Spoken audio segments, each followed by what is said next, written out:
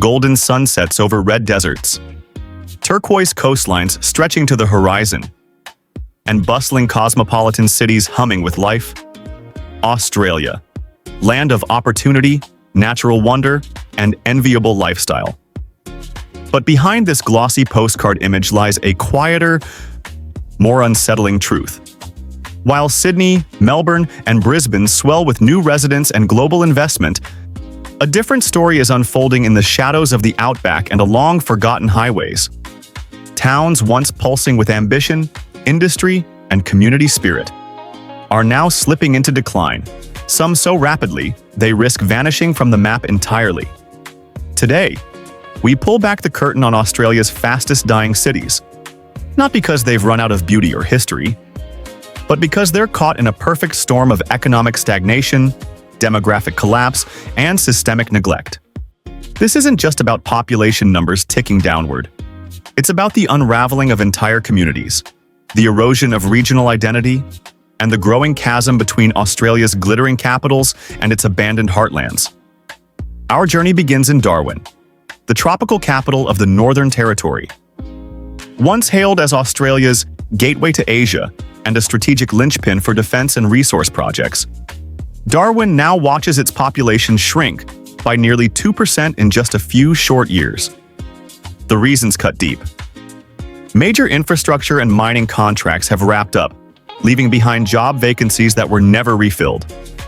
Wages haven't kept pace with the city's notoriously high cost of living. Groceries, rent, and utilities all cost significantly more than in southern cities. Yet salaries remain stubbornly average. Add to that its geographic isolation, over 3,000 kilometers from the nearest major metropolis, and a school system struggling to retain both students and qualified teachers.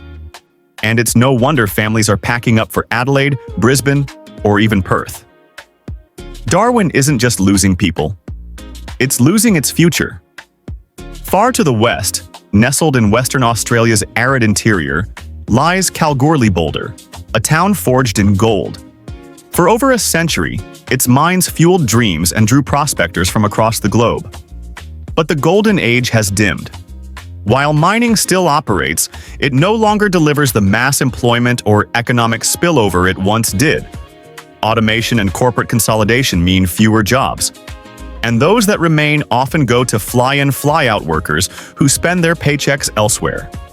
Young people, sensing limited horizons, are fleeing for universities and creative industries in Perth or Melbourne. Meanwhile, the town's population ages in place, with no fresh generation to take the reins. Compounding the crisis are harsh desert conditions, chronic shortages in medical specialists, and a healthcare system stretched thin. Kalgoorlie isn't just aging, it's hollowing out from the inside. Traveling east to Queensland's remote northwest, we arrive in Mount Isa, a company town built on copper, lead, and zinc. In recent years, it has bled over 1.5% of its residents. The volatility of global commodity prices has left the local economy on shaky ground, and major employers have scaled back operations.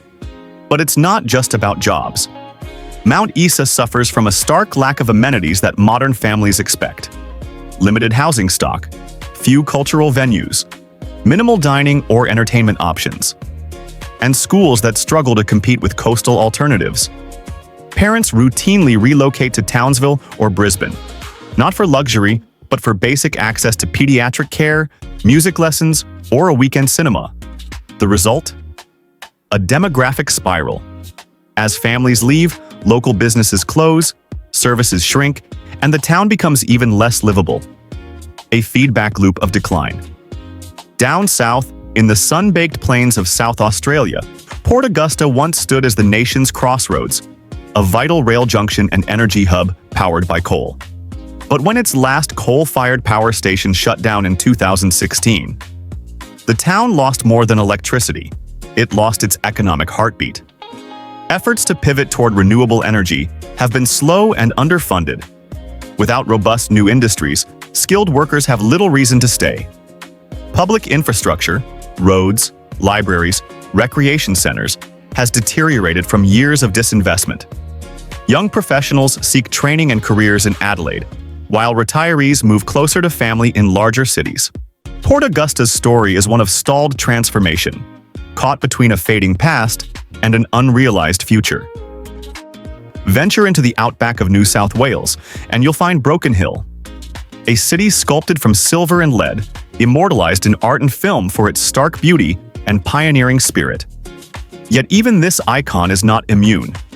With a population decline exceeding 1.3%, Broken Hill is witnessing its youth vanish. The mines still operate, but they no longer offer the volume or variety of careers they once did. Higher education is virtually non-existent. Students must leave town to attend university and few return. Aging water pipes, outdated hospitals, and unreliable broadband further isolate the community, though its galleries, heritage buildings, and desert festivals exude charm. Charm alone can't pay the rent or fund childcare. As Sydney's economy soars, Broken Hill becomes a museum of what used to be, rather than a blueprint for what could be now. Shift focus to Carnarvon, a coastal oasis in Western Australia's Gascoyne region, famed for its bananas, prawns, and sun-drenched beaches. You'd think such a place would thrive, yet it has suffered one of the steepest population drops in the country, over 3% in just a few years. Why? Climate change is no longer a distant threat here. It's a daily reality. Prolonged droughts, saltwater intrusion into aquifers, and cyclones have battered its agricultural base. Water rationing is common, irrigation costs have soared, and small farms are folding. Meanwhile, the fishing industry contends with tightening regulations and market volatility. Young adults, seeing few pathways to stable careers or affordable housing, migrate to Geraldton or Perth. As the population shrinks, essential services, like the local hospital or high school, teeter on the edge of viability. Carnarvon's tragedy is that it's losing its people not because they don't love the place, but because survival has become too hard. Finally, we land in Northam, just an hour's drive from Perth, yet worlds apart in opportunity. Once a key railway and agricultural center, Northam has seen its population dwindle by over 1%. It's a textbook case of regional neglect in the shadow of a booming capital. Perth's expansion has sucked investment, talent, and attention away from towns like Northam. Local industries, grain farming, light manufacturing, have failed to diversify. Housing development has stalled, pushing young couples towards suburban Perth. Public transport links are infrequent, healthcare access is limited, and cultural infrastructure is minimal. Without a compelling reason to stay or return, residents leave. And once they do, it's rarely for good. Northam isn't failing because it lacks potential. It's failing because it's been overlooked. These 7 places, Darwin, Kalgoorlie-Boulder, Mount Isa, Port Augusta, Broken Hill, Carnarvon, and Northam, are more than just dots on a map. They are microcosms of a national crisis, the accelerating urban-rural divide.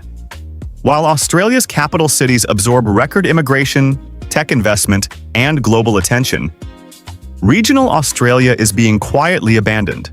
The causes are complex but interconnected. The collapse of traditional industries without adequate replacement, chronic underinvestment in education and health, housing shortages, climate vulnerability, and a policy vacuum that treats regional towns as afterthoughts rather than assets. But this isn't just a story of loss. It's a wake-up call. These towns hold Australia's history, its resource wealth, and the resilience of communities that have weathered droughts, recessions, and remoteness for generations. Revitalizing them won't be easy, but it's possible. With targeted investment in renewable energy, digital infrastructure, regional universities, and incentives for skilled workers to relocate. It requires reimagining what progress looks like, not just in skyscrapers and stock exchanges, but in vibrant main streets, full classrooms, and hospitals that don't turn patients away. If this resonates with you, if you've lived in a fading town, visited one, or simply believe Australia's soul extends beyond its coastal capitals, then this conversation matters. These places aren't dying because they're obsolete. They're fading because we've stopped investing in them, both financially and imaginatively. So before you scroll on, consider this. What kind of Australia do we want to be? One where opportunity is hoarded in a few glittering cities? Or one where every community, no matter how remote, has a fighting chance to thrive?